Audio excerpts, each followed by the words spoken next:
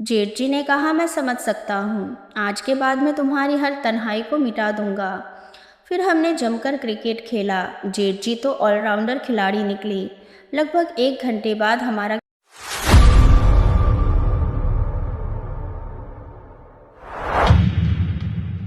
मेरा नाम मेघा है। मेरी उम्र 24 साल है। मैं दिखने में जवान और खूबसूरत हूँ। गोरा रंग, लंबे काले बाल जो कभी कभी चोटी में बंधे रहते हैं, और बदन ऐसा कि घर के काम से ही सुडौल और भरा भरा लगता है।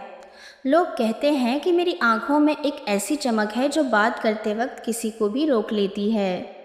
मेरी शादी को 2 साल हो चुके हैं। शादी के कुछ ही महीनों बाद मेरे पति अमित को विदेश में एक अच्छी नौकरी मिल गई। घर की आर्थिक स्थिति को बेहतर बनाने के लिए उनका जाना ज़रूरी था, इसलिए वो विदेश चले गए।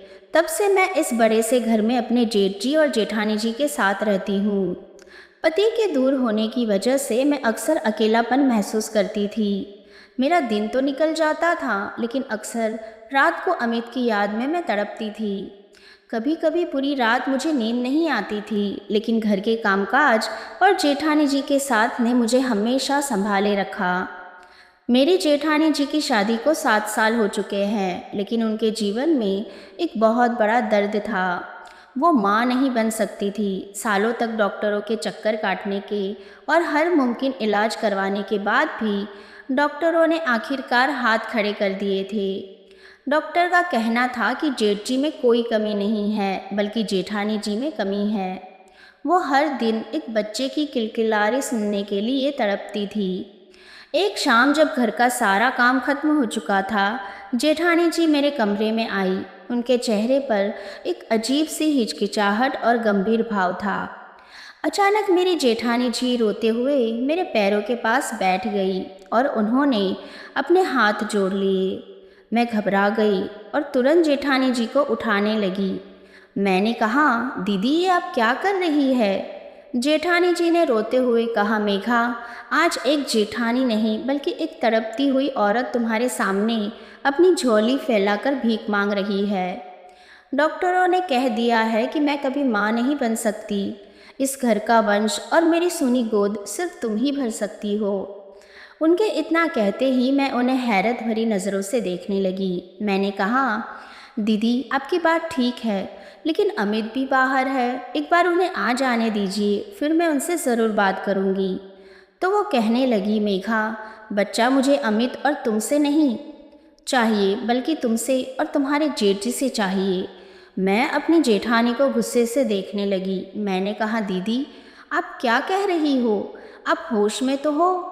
तो वो मेरे पैरों में गिड़गिड़ाने लगी और कहने लगी, मैं तुम्हारे हाथ जोड़ती हूँ। मैंने उन्हें उठाया और उनसे कहा, दीदी आप अगर चाहो तो किसी अनाथालय से भी बच्चा गोद ले सकती हो, और फिर मैं आपसे वादा करती हूँ कि मेरी जो भी पहली संतान होगी मैं उसे आपको दे दूँगी। तो वह कहने लगी, मेघा तुम्हें क्या लगता है, ये बात मैंने सोची नहीं होगी, लेकिन तुम्हारे जेठ जी का कहना है कि वो किसी और के बच्चे को अपना नहीं सकते। उन्हें उसे अपने बच्चे में खून चाहिए। मैं उनकी बात समझ गई। मतलब कुछ भी हो जाए, जेठ जी अपना ही बच्चा चाहते थे। जेठानी जी मुझे समझाने लगी कि देखो मेघा, अगर तुम हाँ कर देती हो तो बात घर की घर में रहेगी। वैसे भी अमित इतनी दूर है, साल में मुश्किल से वो एक बार आता है, उसे भी नहीं पता चलेगा। तुम्हारा अकेलापन भी दूर हो जाएगा और मुझे मेरा बच्चा मिल जाएगा। और अगर ऐसा नहीं हुआ तो तुम्हारे जेठ जी मुझे तलाक दे देंगे। अब तुम ही बताओ मैं कहाँ जाऊँगी। मैं सोचने लगी कि मैं क्या करूं। मुझे कुछ भी समझ नहीं आ रहा था, लेकिन मैं अपनी जेठानी जी की ऐसी हालत देख नहीं पा रही थी। मैंने उनसे कहा कि ठीक है, चलिए मान लीजिए कि मैं आपकी बात मान लेती हूँ, लेकिन क्या जेठ जी इस बात को मानेंगे? तो वो कहने लगी, अरे ये मर्द ज़ात, इनको कोई फ़र्क नहीं पड़ता। ये सब बातें कहने के लिए मुझे उन्होंने ही तो भेजा है।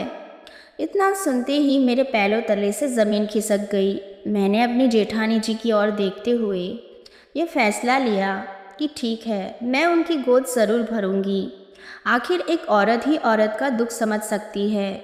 मेरे हाँ कहने से एक तो मेरी जेठानी को बच्चा मिल जाएगा, और दूसरा अमित के दूर होने के कारण जो मेरा अकेलापन है वो भी दूर हो जाएगा। अगले दिन सुबह मेरी जेठानी जी मुझसे पूछने लगी, क्या फ़ैसला लिया तुमने? मैंने हाँ में सिर हिलाया। मेरी जेठानी जी इतनी खुश हुई जैसे उनकी आंखों में उम्मीद की किरण जाग गई हो। वो मेरे गले लग गई और मुझे शुक्रिया कहने लगी। फिर मैंने उनसे पूछा, दीदी मैं तो मान गई हूँ, लेकिन आप ये सब करेंगी कैसे? उन्होंने कहा, तुम फिक्र मत करो। वैसे सच कहूँ तो मेरी हाँ बोलने की वजह एक दूसरी भी थी। मेरा ये अकेलापन और मेरी ये तड़प और बढ़ जाती थी जब मैं अपने जेठ जेठानी के कमरे के बाहर उनकी आवाज़ें सुनती थी और मन ही मन में सोचती थी कि जेठानी जी कितनी लकी है कि उन्हें जो प्यार चाहिए उससे कहीं गुना ज़्यादा जेठ जी उन्हें दे रहे हैं। मैंने तो तभी सोच लिया था कि किसी दिन जेठ जी के साथ मौका मिला तो मैं हाथ से जाने नहीं दूंगी। और देखो मेरी किस्मत, मुझे जो चाहिए था वो मिलने जा रहा था। रात को जेठानी जी मेरे कमरे में आई और अपने साथ कुछ कपड़े लेकर आई थी। वो मुझसे कहने लगी, तुम नहा लो और जल्दी से ये कपड़े पहन लो। मैंने तुरंत नहा लिया और उनके दिए हुए कपड़े पहने, जो एक नाइटी गाउन था जिसे सुहागरात पर पहना जाता है। उन्होंने मेरा मेकअप किया और मेरे हाथ में एक बड़ा सा दूध का ग्लास थमा दिया और कहने लगी, मेघा तुम्हारे जेठ जी को रात को दूध पीना बहुत पसंद है, तुम उन्हें दूध पिला देना जब तक उनका मन ना भर जाए। मैं समझ गई थी जेठानी जी क्या कहना चाहती है। मैंने कहा, दीदी आप बिल्कुल फिक्र मत कीजिए। और फिर उन्होंने मुझे जेठ जी के कमरे में भेज दिया। मैं जैसे ही कमरे में गई तो मैंने देखा कमरा पूरा फूलों से सजाया हुआ था। मेरे जेठ जी मुझे देखे जा रहे थे। फिर उन्होंने मेरा हाथ पकड़ा और कहा, मेघा तुम बहुत सुंदर लग रही हो। मैंने आज से पहले इतनी खूबसूरत लड़की नहीं देखी। मैं मन ही मन में मुस्कुरा रही थी। जेठ जी मेरे लिए तोहफा लाए थे। मैंने पूछा कि क्या है इसमें, तो वो कहने लगे, खुद ही देख लो। मैंने जैसे ही तोहफा देखा तो मेरी खुशी का ठिकाना ना रहा। वो एक सुंदर सा गले का हार था। मैं इतनी खुश हुई कि जेठ जी के गले लग गई और शुक्रिया कहने लगी। जेठ जी ने कहा, मेघा तुम्हें तुम्हारी जेठानी ने तो सब कुछ बताया होगा, तुम्हें कोई दिक्कत तो नहीं ना? मैंने कहा, नहीं मुझे कोई दिक्कत नहीं, मैं तो आप दोनों को खुश देखना चाहती हूँ। दरअसल मैं भी अब तन्हाई बर्दाश्त नहीं कर सकती। मुझे भी किसी साथी की ज़रूरत है जो मेरे तन्हा रातों को मेरा साथ दे, मुझे प्यार दे।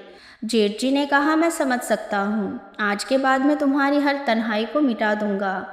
फिर हमने जमकर क्रिकेट खेला। जेठ जी तो ऑलराउंडर खिलाड़ी निकली। लगभग 1 घंटे बाद हमारा खेल खत्म हुआ। सुबह जब जेठानी जी ने पूछा कैसा रहा मैच, तो मैं शर्मा गई। फिर वो कहने लगी, मेघा अब जल्दी से खुशखबरी सुना दो। दोस्तों, अगर आप इस कहानी का पार्ट 2 चाहते हो तो मैं जल्दी ही लेकर आऊँगी। तो दोस्तों, कैसी लगी आपको ये कहानी, मुझे कमेंट करके ज़रूर बताइए। अगर अच्छी लगी हो तो प्लीज़ लाइक कीजिए, शेयर कीजिए और सब्सक्राइब करना बिल्कुल भी ना भूलें। धन्यवाद। तो दोस्तों, आपको हमारी आज की कहानी कैसी लगी, हमें कमेंट्स में ज़रूर बताइएगा। दोस्तों, और मज़ेदार और दिलचस्प कहानियाँ सुनने और देखने के लिए अभी हमारे चैनल को सब्सक्राइब कर लीजिए। तो चलिए और फिर मिलते हैं एक और नई कहानी के साथ।